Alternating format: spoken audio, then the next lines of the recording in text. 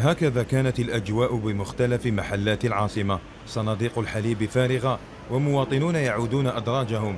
أزمة حقيقية لم يفهم سببها المواطن والبائع على حد سواء. بير خادم بلاد الحليب، كان بلاد الحليب في وقت الاستعمار وبعد الاستعمار. كنا ما كاش في دار اللي ما فيهاش بقرة. الحليب هذا كانوا يصدقوه، ماشي يبيعوه ب 7500 كما راهي الدعوة. ولكن يا للأسف نقولوا باللي التسيير مخصوص في هذه البلاد. اسمع باسكو امر تاع لا كونتيتي ما مشيو يبينوها، يجيبوا نقولوا احنا بابور لاريفاج، يجي بابور تروح من تحت لتحت يستوكيوها يمدوها بالمعرفه. بكل صراحه ما على بالناش احنا من نجاد البروبليم هذا. ديجا الناس كاع ما عندهمش الحليب. أنا يجينا على كل حال، بصح الناس لابليبار كاع ما كانش عندهم حليب. تسيير مركب الحليب ومشتقاته ببئر خادم بالعاصمة أكد أن مادة الحليب متوفرة وكمية الإنتاج كافية، غير أن خوف المواطن من نفاذ هذه المادة الحيوية واقتنائها بكميات كبيرة هي سبب الأزمة. المواطنين قلناها ونزيدو نكروها، اللي كان عنده في الطبيعة نتاعو باش يدي 2 أكياس تاع حليب باش تكفيه الحاجيات نتاعو تاع النهار يكمل. ماشي دوكا اللي كان يدي 2 أكياس واللي يدي 20 واللي كان يدي 4 واللي يدي 40. الحليب تاع 2000 ساك موفر بكميه لا باس بها وبنفس السعر. سمعنا بلي الاسعار باغي تزيد، ما يزيدوش الاسعار باتا. موزع الحليب أكدوا أن الأزمة التي تعرفها العاصمة سببها سوء التسيير داخل المركب الذي انعكس سلبا على إيصال المنتوج إلى المستهلك في وقته. أولا تأخر شحن الشاحنات داخل المركب، والتأخر راه يلحق 10 سوايع ماشي 7 سوايع. إذا ما قلناش 12 حتى ل 14 ساعة، بمعنى يتراوح ما بين 10 إلى 14 ساعة تاع تأخير. الشاحنة اللي تدخل صباح 9 تخرج على 10 ولا 11 تاع الليل، وقتاش يروح يسربي لو روطار هذا كيتكومينا عند المستهلك. نورمالمون يعني على حسب الجدول التوقيت اللي عطاونا باش نشحنوا الشاحنة تشحن على 10 تاع الليل، ولكن لحد الان راهي ال 11 ما شحنت الشاحنه تاعي وسمحت في هذيك الشحنه. عندنا بروبليم الروطار ما نخرجوا في وقتنا، كيما انا هذا يشرجع على 1 تاع الصباح مازالوا هنا الى 11، انا نشرجع على 5 تاع الصباح نخرج على 2 3 تاع العشيه. احنا السبب التاخر في الشحن هذه الشاحنات يرجع للمركب، لانه المركب راهو يعيش في ازمه وخلاف داخلي ما بين طرفين، وهذا الخلاف هذا راه يتسبب لنا لو روطار هذايا بور افوار نوتر شارجمون نضربوا حتى 10 سوايع على الاقل باش ما نكذبوش. تعددت الاسباب والازمه واحده، غير ان الاتفاق كله انصب على ان المواطن هو المتسبب الرئيسي في نقص ماده الحليب، ليتحول بذلك من ضحيه الى متهم. حليب ب60 دينار في المحلات قريبا يفتح الباب امام تخلي المنتجين الخواص على حليب الاكياس المدعم الذي سيختفي تدريجيا لتحل محله علب الكرتون التي ستسوق بهامش ربح مفتوح. منتجو الحليب الخواص يتجهون تدريجيا لاستبدال حليب الأكياس بعلب الكرتون في غضون أشهر بعد تراجع أرباحهم من الحليب المدعم مع تقليص الحكومة لكمية غبرة الحليب المستوردة من الخارج، لأن علب الكرتون ستستورد بأثمان باهظة وتنقل عبر البواخر قبل أن تصل للمنتجين الذين عليهم توفير معدات خاصة لحفظ الحليب داخل الملبنات وأثناء نقله للمستهلكين الذين سيتحملون كافة التكاليف، رغم أن القضاء على وجود حليب الأكياس سابق لأوانه حاليا، إلا أن قرار الوزير الأول بمنع استخدام مادة البلاستيك لتعبئة الحليب المجمد منذ سنوات لا يحتاج إلا لتوقيع ليصبح حليب 25 دينارا في خبر كان. صحيح أن علب حليب الكرتون أكثر صحية، وأن الدراسات أثبتت أن أكياس البلاستيك تحمل مواد مسرطنة، لكن الصحيح أيضا أن التخلي عن الحليب المدعم أو تقليص تداوله مع انهيار القدرة الشرائية للجزائريين قرار غير محمود العواقب. D'Afrique, ici, à 10 km de Kenitra. Pour l'heure, les vaches attendent sagement dans leur stall leur alimentation du matin. Une montagne de céréales et de foin pour préparer ce petit déjeuner sur mesure. Le responsable du troupeau, c'est lui, l'homme à la casquette. Chaque jour, il gère un stock de 130 tonnes de nourriture.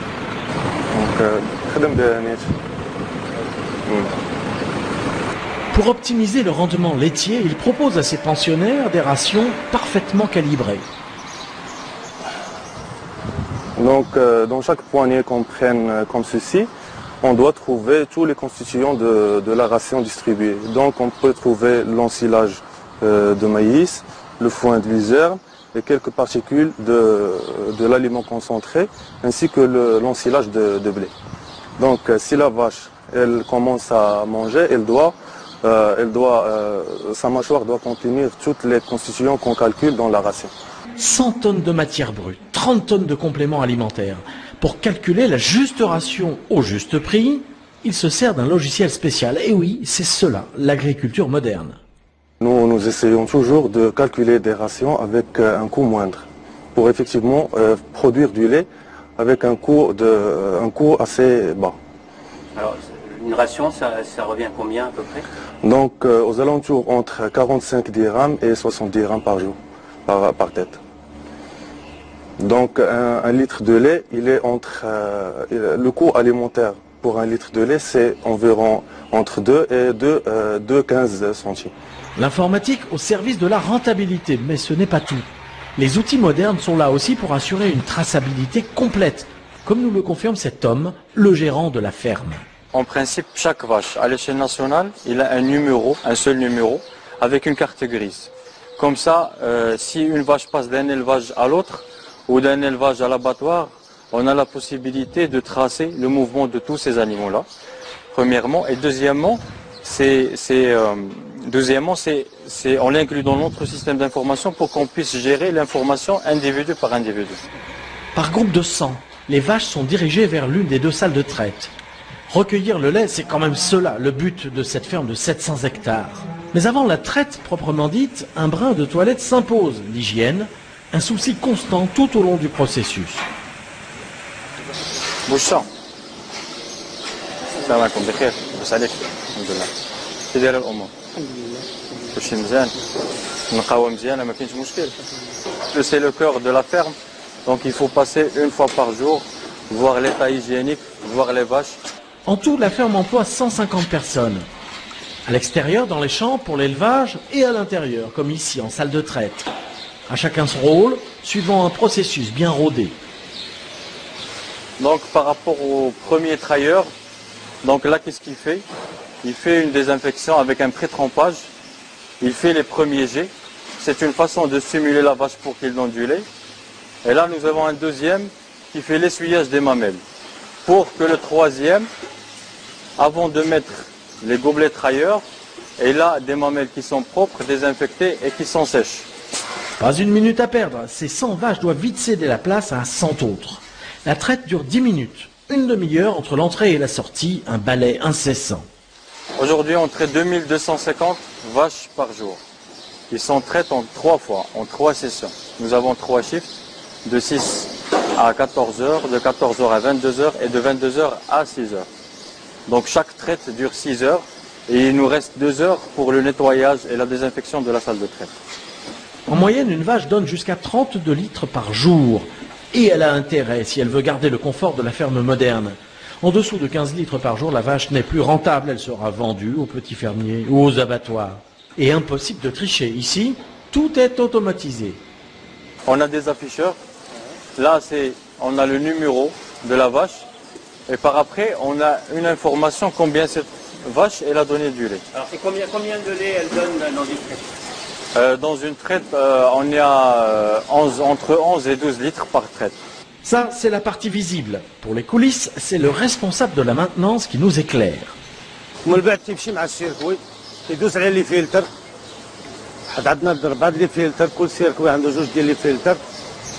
Cet homme connaît par cœur le circuit que va emprunter le lait fraîchement récolté.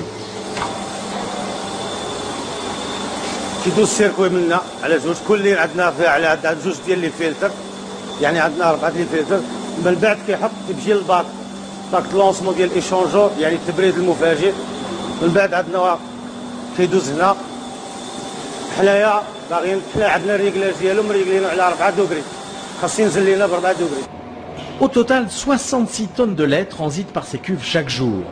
Un véritable océan d'or blanc qui va quitter la ferme par camion-citerne pour être acheminé dans l'usine de traitement. À peine 30 minutes de route et le lait arrive à destination. Salam alaikum. Sidri, ça va? Salut. Ça va bien? Alhamdulillah. Qui est dans la réception?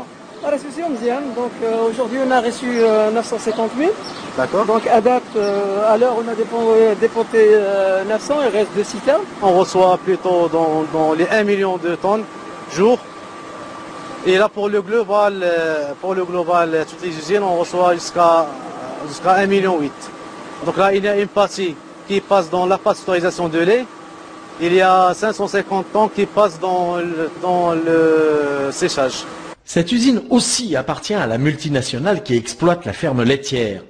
Chacune de ces cuves peut traiter 1 tonne, c'est-à-dire 1000 litres à la fois. Mais le lait, c'est un aliment fragile, périssable, qu'il convient de sécuriser au maximum avant de le proposer aux consommateurs. On est ici dans une partie importante de l'usine. Il faut que ça soit maîtrisé. Donc les tanks de lait, on a des tanks ici qui font Driss, des tanks de 55 tonnes. Donc on en a plusieurs. Et on va stocker le lait cru et ensuite on va le traiter. Donc on est au début du cœur de l'usine. Ici aussi, informatique à tous les étages. Un équipement indispensable pour analyser et tracer le lait à chaque seconde. Donc on suit vraiment le lait dans les différentes étapes, depuis la réception jusqu'au conditionnement. Et là on peut voir tous les paramètres de pasteurisation, les paramètres de température. Pour être rendu propre à la consommation, le lait est soumis à de multiples traitements. En voyageant dans ces tuyaux, il passe d'une citerne à l'autre par des étapes de refroidissement puis de réchauffement qui mènent à une stérilisation complète. Le directeur industriel qui supervise 4 usines de ce type au Maroc livre quelques précisions sur ce processus industriel. Nous avons ici des pasteurisateurs qui sont des échangeurs à plaques où on se sert de l'eau chaude qui a été chauffée dans une chaudière et qui va nous permettre de monter le lait en température de façon à éliminer tous les germes qui peuvent se produire, qui sont contenus dans le lait et avoir un lait parfaitement stérile et propre à la consommation. Je voudrais voir un petit peu l'état bactériaux, s'il n'y a pas de présence antibiotique et tout ce qui s'ensuit. Et on va retrouver Moussine. Toute une aile du bâtiment est consacrée à l'analyse microbiologique. On l'a dit, le lait est une matière première très délicate qui exige un contrôle strict. Ici, pas question du moindre flottement en matière de sécurité. Si on a toute la citerne qui est contaminée, on jette toute la citerne. Si c'est un compartiment, en moyenne ils sont à 5 tonnes, 5 à 6 tonnes, on jette le compartiment. Pas de négligence non plus du côté du personnel. Désinfection, stérilisation. Ici, chacun se soumet de bonne grâce aux strictes règles d'hygiène et de sécurité. Sur les lignes de production de l'usine, il est non seulement question d'hygiène, mais aussi de traçabilité. La moindre goutte de lait fait l'objet d'une surveillance étroite. On est capable de retrouver la ligne, la machine a un numéro, la machine est divisée en 2 lignes, donc on est capable d'identifier la ligne, et on a l'heure. On a l'heure que vous pouvez voir ici, donc il est 11h56, et donc on est capable de retrouver, de retracer le lot dans lequel on a travaillé si jamais on avait un problème. Des milliers de packs de lait sortiront de ces lignes aujourd'hui, aussitôt acheminés dans les supermarchés, les épiceries et les laiteries du pays. Retour à la ferme, et plus exactement dans l'étable dédiée aux vaches qui s'apprêtent à mettre bas. Car ici, grande fierté, depuis quelques années, on n'importe plus aucun animal. On produit nos propres génisses. C'est-à-dire toutes les génisses aujourd'hui qu'on intègre dans le cheptel, ils sont élevés chez nous.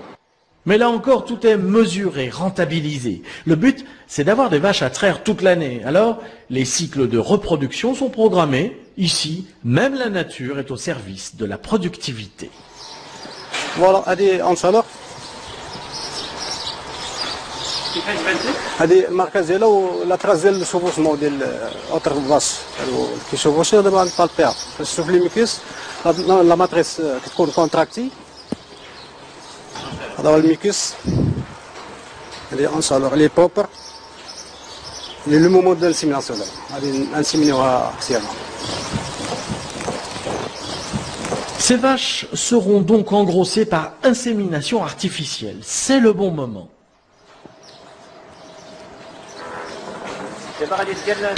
دابا الانسيميناسيون الفاش اللي لقيناها اون شالور العمليه الاولى غادي نهز لي بايت 0.25 جي 14 باش ما يدي شوك ما يوقعش لها دي شوك كنعاود نسوسها من لازوت ليكيد لان ناقص 196 درجه تحت هذا كنخليها واحد 40 ثانيه كنبريباري البيستولي ديالي نشوفي تا هو على حساب باش ما يوقعش لي شوك. وهاد العمليه تديرها شحال من خطره في النهار؟ تقريبا على حساب لي فاس اللي عندنا اون شاء الله 10 20 30 بعض المرات كنخدموا لي بروتوكول لي سانكرونيزاسيون ديال لو فيه تقريبا 50 60 على حساب لي فاس. تصدق ولا تقريبا كاين له واحد لو طو دو ريوسيت ديال الكونسيبسيون ديال الريوسيت شحال؟ ما نقدرش نقول لك ولكن تقريبا 40 50% هذا هو الموين اللي عندنا. La semence provient de taureaux américains, français et allemands, soigneusement sélectionnés et soumis à un strict cahier des charges.